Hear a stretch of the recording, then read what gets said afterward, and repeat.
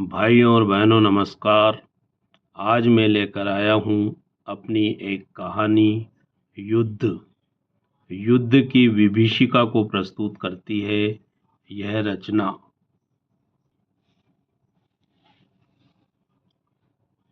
अब आप युद्ध देखिए, मैं तो सो रही हूँ। ये बोलते हुए देवकी उठ खड़ी हुई। वह बेडरूम में जाकर बच्चों के पास सो गई। रात के 11 बजने वाले थे। ठीक 11 बजे टीवी पर युद्ध के समाचार शुरू हो जाते हैं और लगातार 1 घंटे तक कमरे में बम के धमाके, गोलियों की तड़तड़ाहट व मिसाइलों के तेज विस्फोट गूंजते रहते हैं। देवलाल आंखें फाड़े युद्ध के समाचारों को देखता सुनता रहता है। रूस यूक्रेन का युद्ध पिछले 2.5 वर्षों से चल रहा है। टैंक, गोले, रॉकेट, ड्रोन, हेलीकॉप्टर व लड़ाकू विमानों से होते हुए हमले, बड़ी बड़ी इमारतों, घरों, हथियार गोदामों, तेल डिपों व फैक्ट्रियों में होते हुए धमाके, विस्फोट, आग की लपटें और आसमान में उड़ता हुआ काला धुआं, इंसानों की चीखें, चिल्लाहटें और कराहटे। जंग का विभत्स रूप देखते देखते देवलाल की आंखें फटी रह जाती है।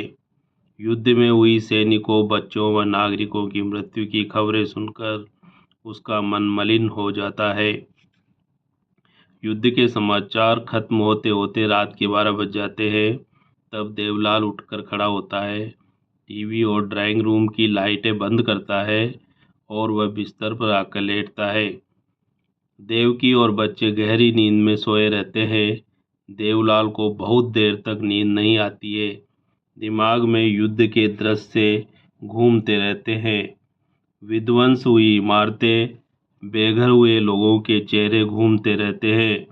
अमेरिका, रूस, चीन, यूक्रेन आदि देशों के राष्ट्राध्यक्षों के चेहरे घूमते रहते हैं। हजारों बेगुनाह सैनिकों और नागरिकों की मृत्यु के बाद भी जिनके चेहरों पर शिकन नहीं है, वे युद्ध की हुंकार भरते हुए नजर आते हैं। कोई भी शांति और सद्भाव की बात नहीं करता है। इसी का परिणाम है कि युद्ध का दायरा दिन प्रतिदिन बढ़ता जा रहा है, विध्वंसक होता जा रहा है। रूस यूक्रेन का युद्ध तो चल ही रहा है कि पिछले वर्ष अरब में युद्ध का एक और फ्रंट खुल गया है। गाजा में इजराइल और हमास के बीच जंग शुरू हो गया है। जिस तरह रूस ने यूक्रेन के शहरों को खंडर बना दिया है, इजराइल भी गाजा को खंडर बनाने लगा है। कई इमारतें धराशायी हो गई हैं। हजारों बेगुनाह नागरिक मारे जा चुके हैं। युद्ध में जख्मी हुए लोगों की कराहटें देवलाल के कानों में गूंजती रहती है। शायद इसी कारण उसे देर रात तक नींद नहीं आती है। बिस्तर पर पड़ा देवलाल आंखें टिमटिमाता रहता है। उसका स्वयं का वजूद ही क्या है। वह कम पढ़ा लिखा एक गरीब व्यक्ति है जो इस शहर में मेहनत मजदूरी करके अपना जीवन यापन कर रहा है। लगभग 30 साल पहले उसने अपनी पत्नी देवकी के साथ इस शहर में कदम रखा था। गांव में उसके माता पिता भी मजदूरी करते थे।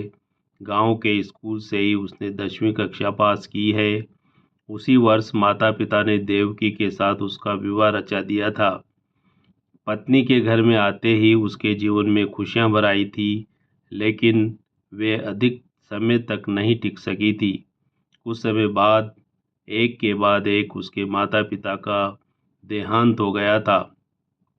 माता पिता का साया सिर से उड़ गया तो गांव से उसका मन उचट गया था और देवकी को साथ लेकर रोजगार की तलाश में वह इस शहर में चला आया था। कई दिनों तक इधर उधर भटकने के बाद भी उसे यह नौकरी नहीं मिल सकी थी और अंत में उसे मजदूरी का रास्ता अपनाना पड़ा था। रोज सुबह वह महात्मा गांधी चौराहे पर पहुंच जाता है। वहां पर मजदूरों की भीड़ जमा हो जाती है। शहर के लोग मजदूरों की तलाश में वहां पहुंचते हैं। जैसा भी काम मिलता वह स्वीकार कर लेता है। कठोर मेहनत व पसीने की कमाई से ही यहाँ उसने अपना घर बसाया है। कई वर्षों तक वे किराए की झोंपड़ी में रहे थे। अपनी मजदूरी की बचत से ही उसने ये प्लाट खरीदा था और बैंक से कर्जा लेकर ये छोटा सा घर बनाया था। इस बीच उसके घर में 2 बच्चों का जन्म हो गया था, एक लड़का और एक लड़की। पत्नी और बच्चों के साथ वह प्रसन्नता से इस शहर में रहने लगा था। दिन भर कठोर मेहनत व भारी काम, शाम होते होते देवलाल थक कर चूर हो जाता है। घर पहुंचकर वह हाथ मुंह धोता, तब तक देव की चाय बना लाती है। रात को रोटी पानी से निपटने के बाद जब बच्चे सो जाते हैं, तब वह टीवी में समाचार लगाता है। थोड़ी देर देश विदेश के समाचार देखने के बाद वह बिस्तर पर आकर लेटता है। एक रात जब उसने रूस व यूक्रेन के बीच युद्ध होने के समाचार को सुना तो वह चौंक पड़ा था।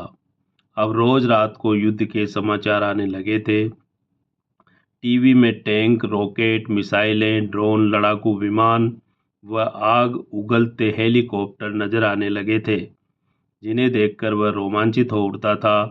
फिर सैनिकों व नागरिकों की मौत के आंकड़े देखकर उसका मन मलिन हो जाता था। उसने सोचा था कि कुछ ही दिनों में युद्ध समाप्त हो जाएगा, बातचीत से दोनों देशों के बीच शांति स्थापित हो जाएगी, परंतु ऐसा नहीं हो सका था। लगभग 2.5 वर्ष गुजर गए हैं। युद्ध अभी भी चल रहा है, दिन प्रतिदिन विध्वंसक होता जा रहा है। युद्ध का दायरा भी बढ़ गया है। पिछले वर्ष से इजराइल व हमास के बीच भी युद्ध शुरू हो गया है। बड़ी बड़ी इमारतें व लोगों के घर तबाह हो रहे हैं। प्रतिदिन सैकड़ों सैनिक व नागरिक मारे जा रहे हैं। यह देखकर देवलाल के हृदय में भरा हुआ रोमांच और कौतूहल समाप्त हो गया है। युद्ध के बढ़ते हुए कदमों को देखकर उसका मन भय और खौफ से भरने लगा है। मन चिंतित रहने लगा है। युद्ध को लेकर दुनिया 2 धड़ों में बंटने लगी है। एक तरफ अमेरिका का पाला है तो दूसरी तरफ रूस का पाला है। सभी एक दूसरे को समाप्त कर देने की धमकियां देने लगे हैं। अपने अपने नए नए हथियारों का प्रदर्शन करने लगे हैं। परमाणु बम की धमकियां देने लगे हैं।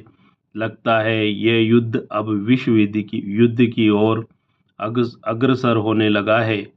दुनिया में घृणा का जहर तेजी से फैलता जा रहा है।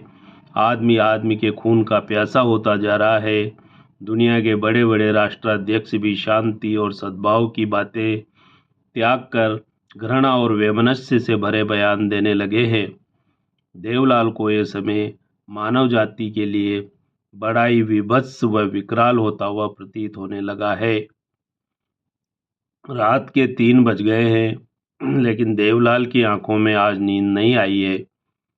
उनमें बार बार टीवी के दृश्य तैर रहे हैं, जिनमें गाजा की बड़ी बड़ी इमारतें मलबे का ढेर हो गई है। जान बचाने के लिए लोगों में अफरा तफरी मची है। कई लोग मर गए हैं और कई घायल हो गए हैं। मिसाइल आक्रमण से एक अस्पताल की इमारत भी नष्ट हो गई है, जिसमें कई बच्चों व मरीजों की मौत हो गई है। चारों तरफ इंसानों की चीखों चिल्लाहटों से आसमान गूंज रहा है।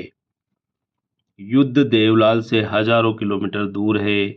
उसका देश बहुत बड़ा और मजबूत है, शक्तिशाली है। कोई भी देश जिसकी ओर आंख उठाकर देखने की हिम्मत नहीं कर सकता है। यहाँ का हर एक नागरिक सुरक्षित है। फिर उसे किस बात की चिंता है? वह कौन सा भय है जो उसकी नींद उड़ा रहा है? एक खौफनाक शब्द उसके दिमाग में कौंध गया।